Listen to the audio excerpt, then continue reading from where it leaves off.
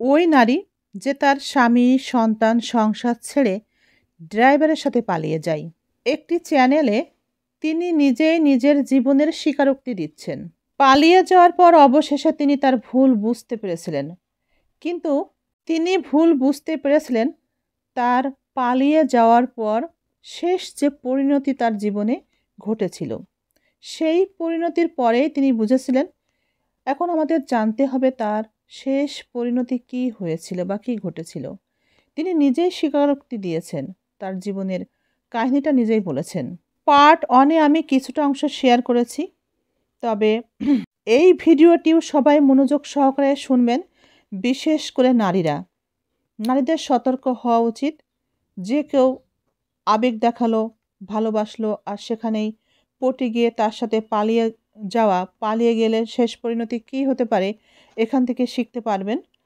প্রত্যেকটা নারী পুরুষের যে কোনো কাজ করার আগে, বিশেষ করে জীবন সম্পর্কে যে কোনো সিদ্ধান্ত নেওয়ার আগে ভেবে নেওয়া উচিত। যে কোনো কাজ করার আগে ভাবতে হবে।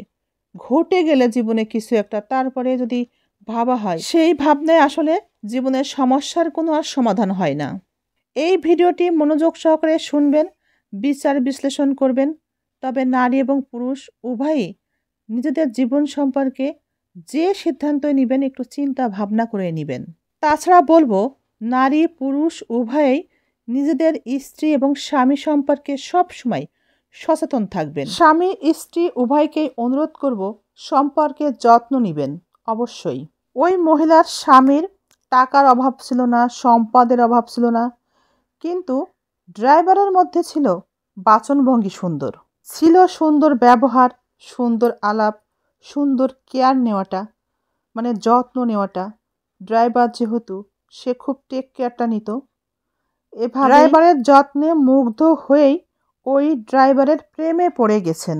প্রেম একটা সময় এত গভীরতায় পৌঁছে যায়, তখন তাদের এমন একটা অনুভূতি তৈরি হয় যে স্বামীর টাকা পয়সা, অর্থ সম্পদ সব কিছু হাতিয়ে নিয়ে ওই মহিলা সেই ড্রাইভারের সাথে কিন্তু পালিয়ে যায়। তার নিজের যত গয়নাগাটি ছিল সব কিছু নিয়েই সে ড্রাইভারের সাথে পালিয়ে যায়। যতদিন সেই গয়নাগাটি বিক্রি করে টাকা তার হাতে ছিল, সেই সম্পত্তি জমানো টাকাগুলো ছিল, ততদিন সেই ড্রাইভার তাকে স্ত্রী হিসাবে কাছে রেখেছিল। যখন টাকা পয়সাগুলো সব শেষ হয়ে যায়, তখন তাকে ফেলে রেখে ড্রাইভার পালিয়ে যায়। এ পর্যন্ত আর সেই ব্যক্তি, মানে সেই ড্রাইভার স্বামী, তার কাছে ফিরে আসেনি। এই পর্যন্ত কিন্তু আমি আগের ভিডিওতে বলেছি, পার্ট 1-এ বলেছি, সমস্ত টাকা পয়সা শেষ হয়ে গেলে সেই ড্রাইভার স্বামী পালিয়ে যায়, আর কোনো যোগাযোগ রাখেনি। আগের ভিডিওতে আমি এটাও জানিয়েছি, শেষ পর্যন্ত উনি মিডিয়ার সামনে এসে যেটা জানাতে চাইছেন সেটা হচ্ছে, পূর্বের স্বামী যদি তাকে এখন ফিরিয়ে নেয় তবে তিনি ভালো হয়ে যাবেন, স্বামীকে সন্তানকে আগের থেকেও বেশি ভালোবাসবেন, টেক কেয়ারটা অনেক ভালো করবেন, ভালোভাবে নেবেন, যত্নে রাখবেন স্বামীকে আরও বেশি। তিনি ভুল স্বীকার করে দ্বিতীয়বার আর এমন ভুলের মধ্যে যাবেন না, এভাবে তিনি একটা স্বীকারোক্তি দিচ্ছেন। পূর্বের স্বামী যদি মেনে নিত তবে এই ধরনের ভুলে আর পা বাড়াতো না। আরও একবার সুযোগ দিলে তিনি উত্তম বা ভালো স্ত্রী হওয়ার চেষ্টা করবেন, এভাবেই তিনি বলছিলেন। এই জন্যই বলে, দাঁত থাকতে দাঁতের মর্যাদা দিতে হয়, আর যে কোনো কাজ করার আগে ভাবতে হয়। ভাবিয়া করিও কাজ, করিয়া ভাবিও না। কোনো কাজের আগে যদি না ভাবা হয় তবে পরবর্তীতে সেই পথ দিয়ে আর ফিরে আসা কিন্তু সম্ভব হয় না, সেই পথ কিন্তু বন্ধই হয়ে যায়। এই ধরনের ভুল, পরকীয়ার সম্পর্ক, তারপর বিয়ে, এই ধরনের যে ভুল, এগুলোকে কিন্তু ভুল বলা যায় না। যদি কেউ পরবর্তীতে এই ভুল করার পরে ভুল বলে, ভুল স্বীকার করে এবং সেটার জন্য ক্ষমা চায়, তাহলে কিন্তু এটা ক্ষমার অযোগ্য অপরাধ। এটা মাথায় রাখা উচিত প্রত্যেকটা নারী পুরুষকে। ব্যভিচার, পরকীয়া এবং পরকীয়া বিয়ে, এগুলো কিন্তু ভুলের অযোগ্য, ভুলের ঊর্ধ্বে অপরাধ, এটা ক্ষমার অযোগ্য। ব্যভিচার, পরকীয়ার মতো অপরাধ যেখানে আল্লাহ ক্ষমা করবেন না, সেখানে মানুষ হিসেবে আমরা কিভাবে ক্ষমা করতে পারি? কিভাবে আমাদের মন নরম হবে বলেন তো? কখনোই হবে না। তাই নারী পুরুষ ব্যভিচার করার আগে সাবধান থাকবেন। ফিরে কিন্তু আসলেও আর ভুল শুধরানো যাবে না। সেই পথ দিয়ে ফিরে আসতেও পারবেন না, পথ কিন্তু বন্ধ হয়ে যাবে। যে ভুলগুলো অপরাধ, ক্ষমার অযোগ্য ভুল, সেই ভুলগুলো যদি পরবর্তীতে ভুল বোঝা হয়, ক্ষমা চাওয়া হয়, সেই ভুল কি আর শুধরানো যায়? কখনোই শুধরানো যায় না। ক্ষমা করলেও, ক্ষমা চাইলেও ক্ষমা হয় না। নারী অথবা পুরুষ যদি তাদের পূর্বের সম্পর্ক থেকে একবার বেরিয়ে যায়, তারপর যদি সেখানে গিয়ে ঠকে, তাকে ঠকায়, তাকে কষ্ট দেয়, জুলুম করে, অত্যাচারের শিকার হয়, তবে সে কি আবার সেখান থেকে ফিরে পূর্বের জীবনে বা পূর্বের সংসারে ফিরে আসা সম্ভব হয়? সেখান থেকে ফিরে আসা সম্ভব হয় না। সম্ভব হলেও যদি সেই স্বামী যদি নরম মনের হয়, খুব সফট, খুব নরম মনের অধিকারী, মেনে নিলাম, কিন্তু সেই সংসারে ফিরে এসে পূর্বের মতো ভালোবাসা পাওয়া, পূর্বের মতো আবার সুন্দর জীবনযাপন করা, এটা কি সম্ভব? এই যে ইতিহাস ঘটলো জীবনে, একটা বাজে ইতিহাস, জীবনকে একটা জঘন্য ঘটনার সাথে জড়িয়ে আবার পূর্বের সংসারে ফিরে এসে সবার সামনে মুখ দেখানো, স্বাভাবিকভাবে জীবনযাপন করা, এটা কি আদৌ সম্ভব? স্বামীর পক্ষেও কি সম্ভব মেনে নেওয়া? না স্ত্রী স্বাভাবিকভাবে সেখানে আবার পূর্বের মতো থেকে পূর্বের মতো স্বাভাবিকভাবে জীবনযাপন করা সম্ভব? বাজে একটা ঘটনা ঘটার পর একে অপরকে মুখ দেখানো, স্বাভাবিকভাবে কথা বলা, এটা কিভাবে সম্ভব? স্বাভাবিক হওয়া যায় না আসলে। ওই ইতিহাসগুলো মনে পড়বেই এবং কষ্ট দিবে, ঘৃণাবোধ জন্মাবে। দুজনের উপর থেকে হয়তো বা বোঝা যাবে না, স্বামীর ভিতরে কিন্তু ঘৃণাবোধটা থেকেই যাবে, এটা কিন্তু মোছা যায় না। ধরে নিলাম স্বামী অনেক ভালো মানুষ, সেখানে ফেরত আসলো স্ত্রী, কিন্তু পূর্বের সম্মান কি আর ফিরে পাবে?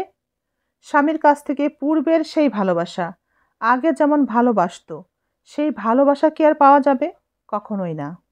পূর্বের মতো সম্মান, গুরুত্ব, ভালোবাসা কিছুই থাকবে না।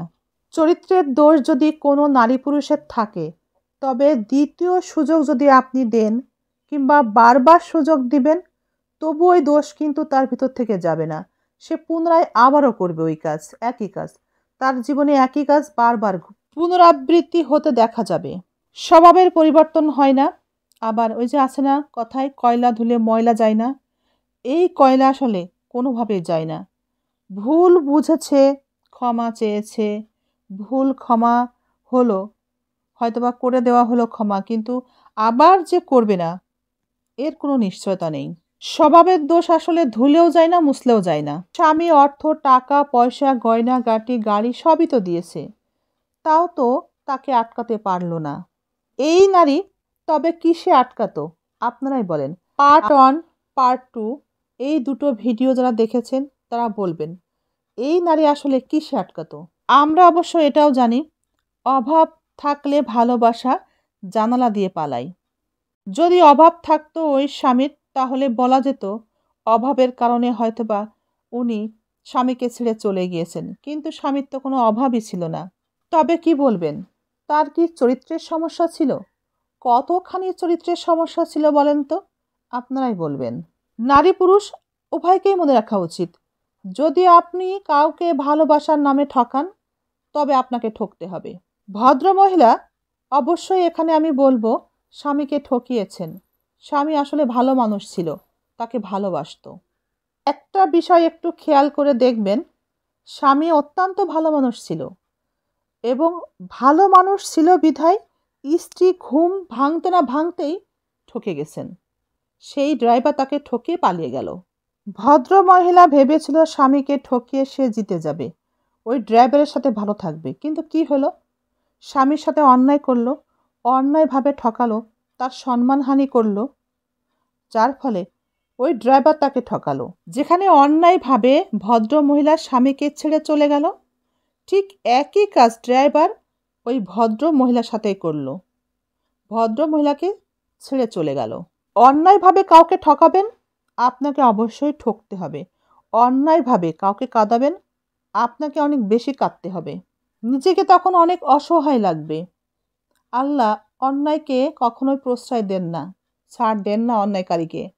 তাই যে কোনো কাজ করার আগে ভাবতে হয়, তার শেষ পরিণতি কি হতে পারে সেটা নিয়ে একটু চিন্তাও করা উচিত।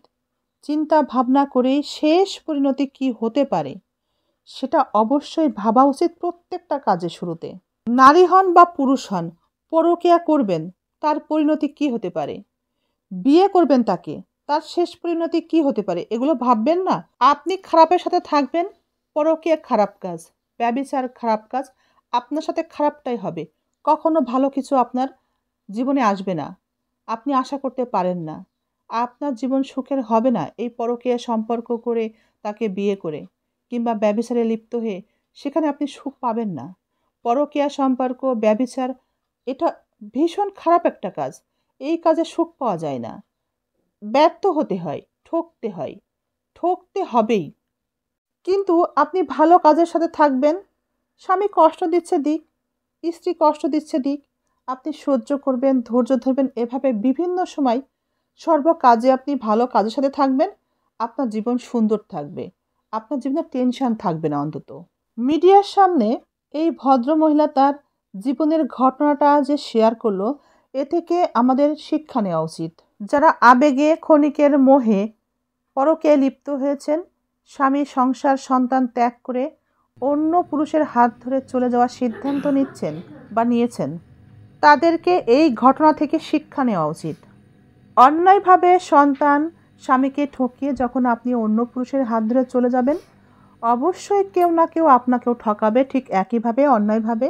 ঠকে যাওয়ার পর আপনার ভুল ঠিকই ভাঙবে, কিন্তু পূর্বের অবস্থানে ফিরে আসা কিন্তু আর সম্ভব হবে না। আমি এই ভিডিওর মাধ্যমে তাদেরকে আহ্বান জানাই যারা পরকীয়ায় লিপ্ত আছেন, এই ভুল পথ থেকে তাই ফিরে আসুন নিজের স্বামীর সংসারে। স্বামীর প্রতি এবং সন্তানের প্রতি যত্নশীল হয়ে উঠুন, সংসারকে ভালোবাসুন, এটাই আপনার জন্য ভালো হবে। কিন্তু যদি আপনি ভুল পথেই থাকেন, পরকীয়ার সম্পর্কে লিপ্ত থাকেন, তবে একদিন আপনাকে এমন ঠকতে হবে যে সেই ঠকাই হবে আপনার জীবনের জন্য শেষ ঠকা, যেখান থেকে আপনি আর ফিরেও আসতে পারবেন না, এবং আপনার জীবনের জন্য সেই ঠকাই হবে শেষ পরিণতি।